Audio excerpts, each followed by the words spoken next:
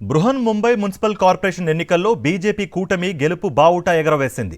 బీఎంసీతో పాటు మహారాష్ట్రలోని మిగతా 28 మున్సిపల్ కార్పొరేషన్లలోనూ సింహభాగాన్ని కైవసం చేసుకుంది.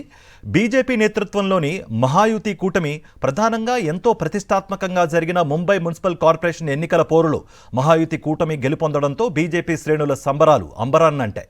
మహారాష్ట్రలో బీఎంసీతో పాటు మొత్తం 29 మున్సిపల్ కార్పొరేషన్కు నిన్న ఎన్నికల పోలింగ్ నిర్వహించగా ఇవాళ కౌంటింగ్ జరిగింది.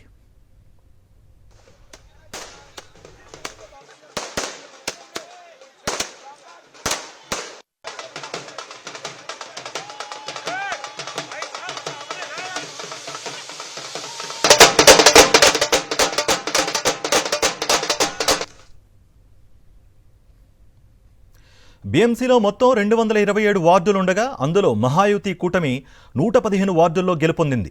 అలాగే యూబీఎస్, ఎంఎన్ఎస్, ఎన్సీపీ, ఎస్పీ కూటమికి 82 దక్కే.